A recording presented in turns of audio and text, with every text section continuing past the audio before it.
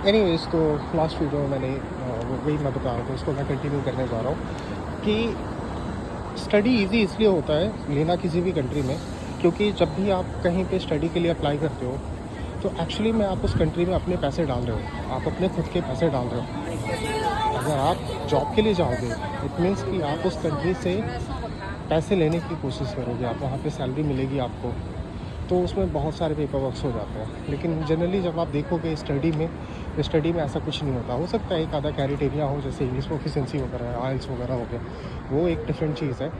बाकी इसके अलावा कोई ख़ास ऐसी दिक्कत नहीं आती। अगर आप ठीक ठाक स्टूडेंट भी हो, आपके परसेंटेज ठीक ठाक रहे हैं ट्वेल्थ में या ग्रेजुएशन में, अगर आप मास्टरेट के लिए आना चाहते हो या डिप्लोमा के लिए आना चाहते हो, काफ़ी आसान हो जाता है प्रोसीजर।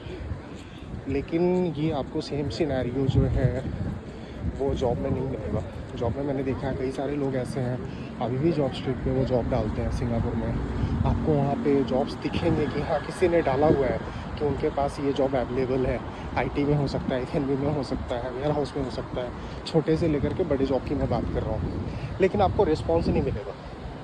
और मुझे पता है कई सारे लोग ऐसे होंगे जो मेरी इस बात से एग्री करेंगे, जिन्होंने शायद ट्राई किया हो इंडिया में, सिंगापुर में, ऑस्ट्रेलिया में, यूएस में, यूके में, कि हाँ ठीक है। जो कि बहुत सारे यूट्यूबर्स को मैंने देखा है वो ऐसे वीडियो बनाते हैं कि भाई आप तो डालो seek.com पे डालो, जॉब स्ट्रीट पे डालो, लिंक्डइन पे डालो, आप वहाँ पे ट्राई करते रहो, आप ढूंढते रहो लोगों से। ऑब्वियस सी बात है, अगर आप कंटिन्यूसली कम्युनिकेट करते रहोगे, जो बेस्ट वे है कि अगर आप कंपनी के ऑफिशियल पेज पे अगर आप जा कर के वहाँ पे अपनी जो सीवी वगैरह है अगर आप उसको डालते हो तो चांसेस थोड़े से हाई होते हैं, नो डाउट।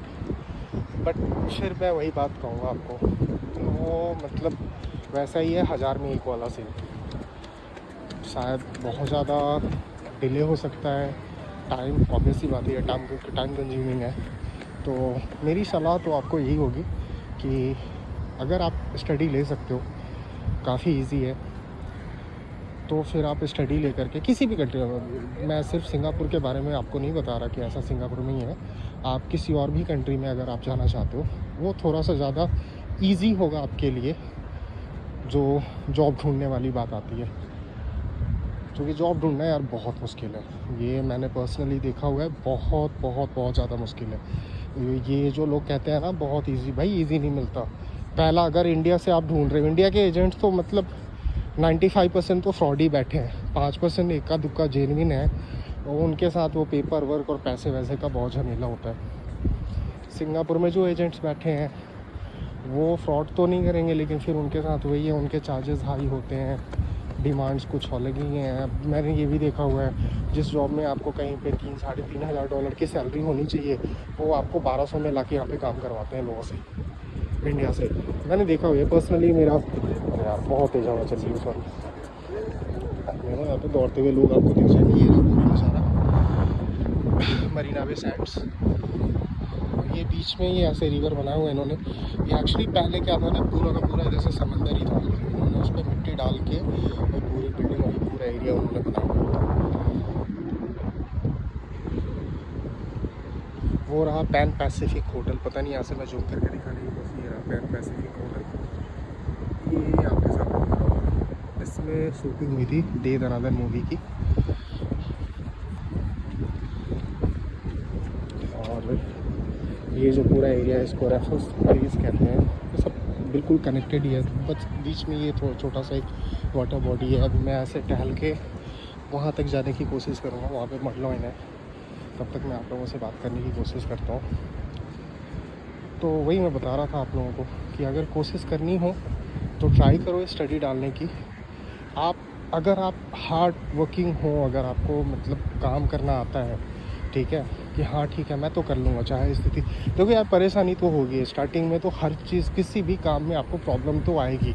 मैंने देखा है यहाँ पे बच्चों को आते हैं अपने पंजाब हरियाणा वगैरह से, मोस्टली तो उधर से ही होते हैं, गुजरात से होते हैं, और 6 बजे की क्लासेस, 7 बजे की क्लासेस होती हैं उनकी, 7 से 11-12 बजे तक क्लासेस अटेंड करना, फिर उन क्लासेस के बाद फिर जा कर के तो 12-1 बजे से कहीं कोई पार्ट टाइम जॉब मिल जाए, कहीं डिश वॉशिंग की या कहीं सर्विंग की जॉब मिल जाए, तो वो जॉब वो लोग करते हैं, तब जाके दिन के कहीं $100-120 उनके होते हैं। तो ये मैंने देखा हुआ है। लेकिन ये चीज़ भी एक सच्चाई है कि जिन्होंने मेहनत करके यहाँ पे काम किया ना, भाई उनकी जॉब पक्की हो जाती है। एक बार अगर आपको जैसे यहाँ पे पासेस जो हैं, अगर मैं उसके बारे में आपको बताऊँ तो पासेस यहाँ पे ऐसे तो काफ़ी सारे हैं, लेकिन मेनली जो है 3 टाइप के हैं, 3-4 टाइप के। एक तो टीपी होता है, वो सारा ट्रेनिंग पास होता है। बट नॉर्मल ऐसे अगर आप देखोगे तो एक तो हो गया आपका वर्क परमिट, और जनरली साल से 2 साल का होता है। उसके बाद आता है इस पास। पहली बार अगर किसी को स्पेशल पास इशू होता है तो वो 2 साल का होता है। सेकेंड टाइम में वो 3 साल का हो सकता है, वो आपके एम्प्लॉयर के ऊपर डिपेंड करता है। जो थर्ड टाइम में जो आपको पास मिलेगा, जो सबसे ऊपर आता है, वो कहते हैं ईपी, एम्प्लॉयमेंट पास। तो ईपी जो होता है, अगर कोई बिजनेसमैन है तो वो आपको ईपी दिला सकता है। उसमें इन्वेस्टमेंट वगैरह का सीन होता है, वो इन्वेस्टमेंट दिखला करके वो ईपी बनाते हैं। और सिंगापुर में ऑब्वियस सी बात है, कोटा का सिस्टम है पूरा का पूरा। तो यहाँ तो आपको कोटा के बिना कुछ, अगर कोई एम्प्लॉयर है, मान लो मेरी कोटा के बारे में आपको अगली वीडियो में समझा देता हूँ अच्छे से।